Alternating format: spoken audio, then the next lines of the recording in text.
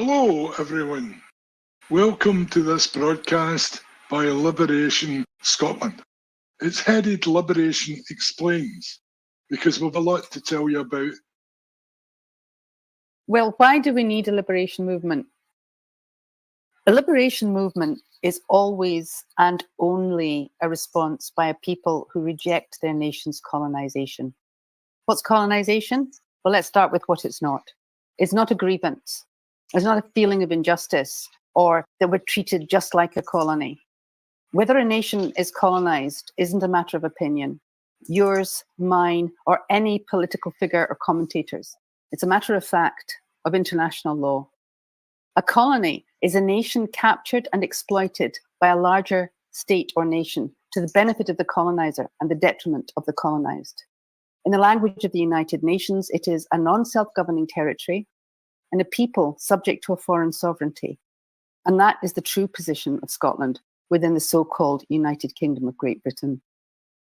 But what makes Scotland's position especially invidious is that this is not what the world at large has been led to believe.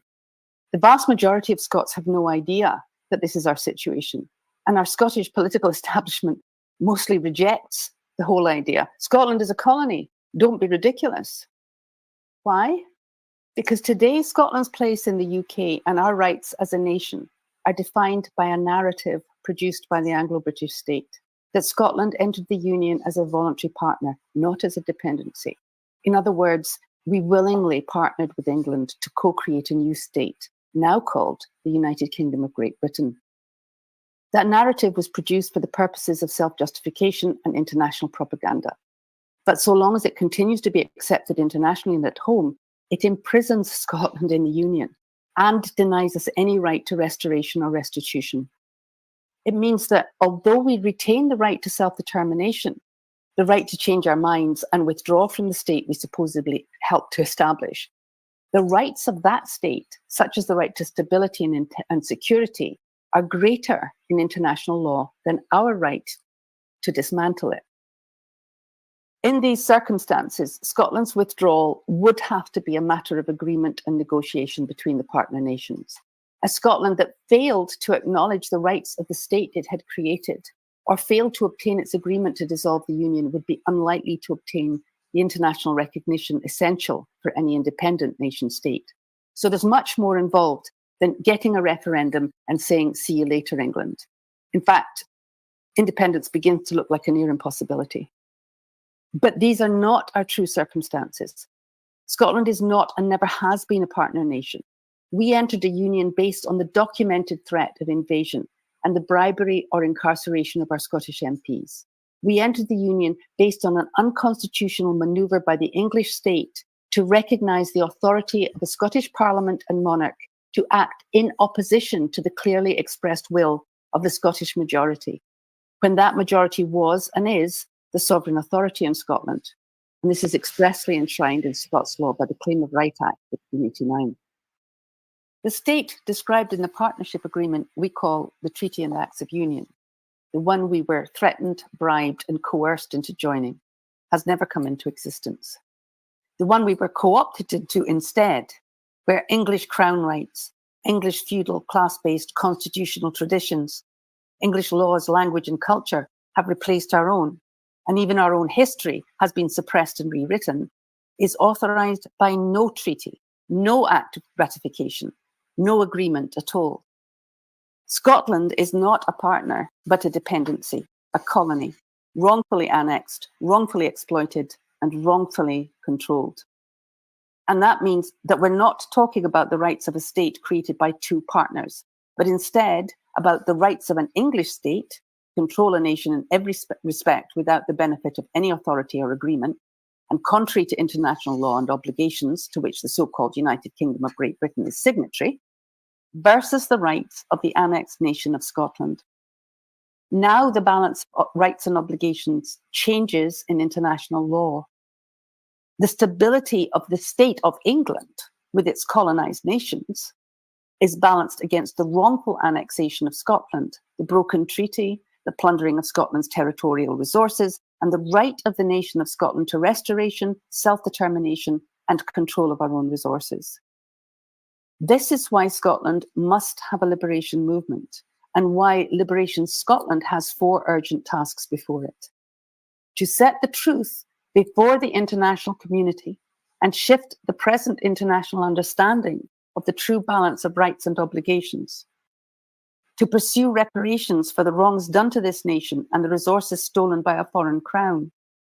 To foster a political establishment in Scotland that champions the true constitutional rights of the people, especially popular sovereignty, as the route to self-determination and decolonisation, what we call independence, instead of buying into the colonisers' voluntary partnership fraud.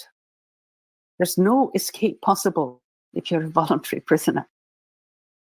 To educate our own people, both about the real position of Scotland as a dependency and about our distinctly Scottish and still lawful constitutional rights. Brexit proved that the Scottish nation is treated more or less as a colony, with Scots forcibly dragged out of the EU against their democratic will. The UK Supreme Court ruling that Scots are not permitted even to organise a referendum on independence, despite several electoral mandates in favour of a referendum, serves to reinforce our colonial status. Welsh and Irish nationalist movements have little doubt about their colonial status, but for some reason many Scots still believe we are not an oppressed people.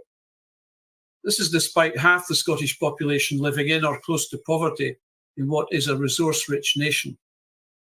The Scots have been fed a narrative of a union of equals, which is difficult to comprehend whenever our 59 MPs or 9% of Westminster sovereignty is outvoted, which is all of the time. Colonialism is not that difficult to understand.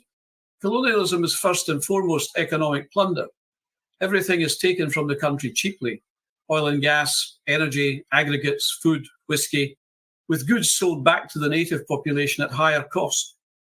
The role of a colony is primarily to serve the needs of the mother country, in this case, England.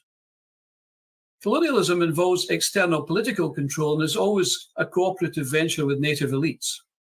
These elites assume the culture and language of the colonial power, as well as its ideology and values, and help manage the territory in the colonizer's interest.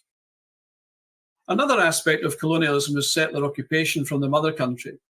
The largest in-migration of any ethnic group into Scotland over the past century and more has been people from England, and oriented towards the professional and managerial class, according to census records.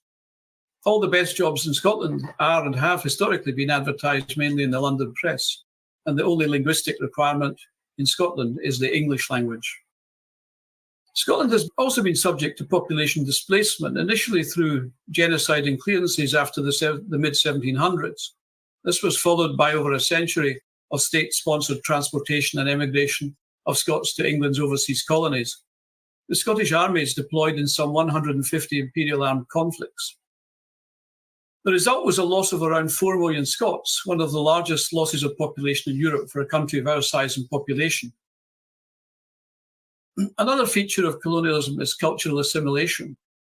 Here, a supposedly superior culture, which includes only the values, history, heritage, and language of the colonial power, replaces that of the native people.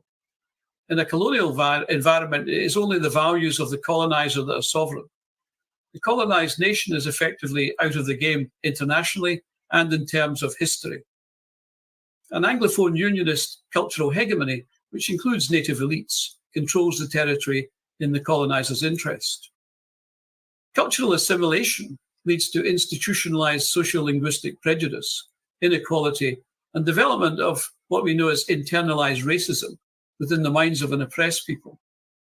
Only the language of the colonizer opened the doors of opportunity, while the language of the colonized, which is not taught, is deemed invalid and made subordinate, as are those who continue to speak it. The outcome is manifest in a people holding a colonial mindset, and what we know as the Scottish cultural cringe. This is a psychological condition which develops in an oppressed people a feeling of self-hatred, a belief that they are incapable of running their own affairs, and who even reject their own liberation.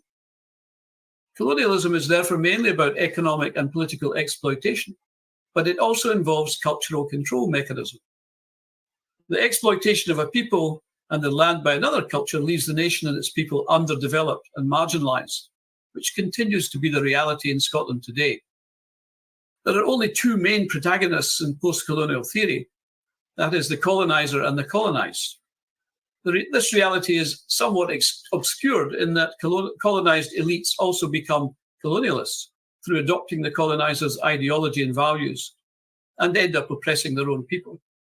Peoples in self-determination conflict are invariably linguistically divided. The Scots, who are deprived of learning their own languages, are no different. The formation of an independence movement depends on the solidarity of the oppressed ethnic group, in this instance mainly Scots language speakers. In a colonial society, there are only two possible outcomes. Either the people secure independence, which is decolonisation and liberation from oppression, which includes self-recovery of native culture, languages and sovereignty, or economic exploitation, cultural assimilation and oppression will continue, in which case the native culture, language and national identity ultimately perish, and the nation with it.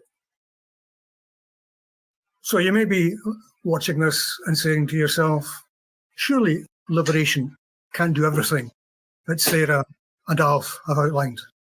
Well, there will be other people, other important initiatives taking place. Indeed, some are underway already within the independence movement.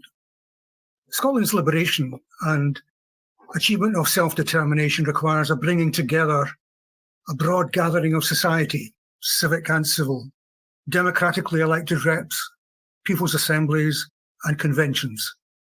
If you're to move peacefully and democratically towards constitutional change, the people of Scotland need to plan and shape our future, our governance, our political rights.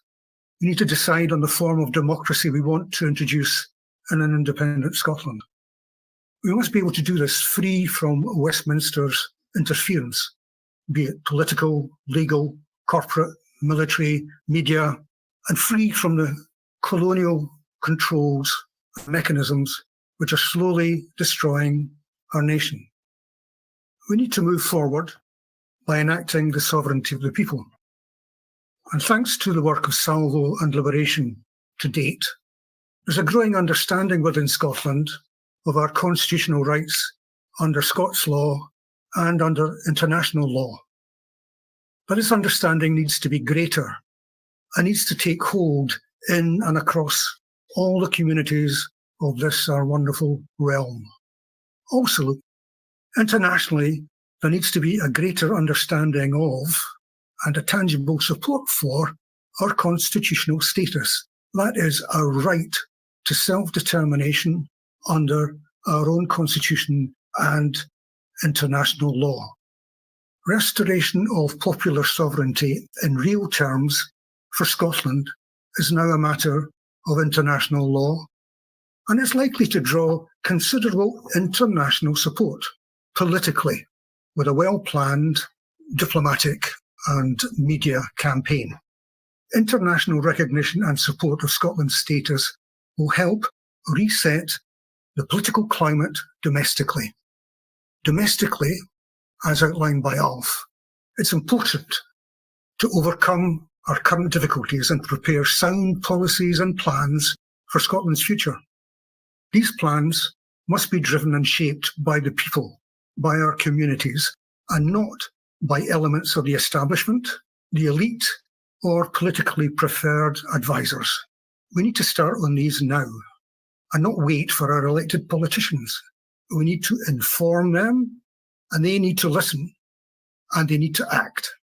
Groups and networks within the independence movement are beginning to work together across party political boundaries to start planning so we can put in place new foundations for Scotland's future.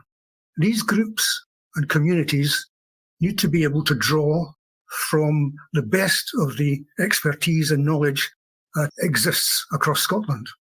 Some of that expertise and knowledge you see tonight with Sara and Alf and other colleagues within the Liberation Movement and beyond. I take Tim Rideout on the Currency Group and Andy Whiteman on land reform and others recognised by many in Scotland as experts in their fields. We need their advice on the options that will help us in our liberation movement.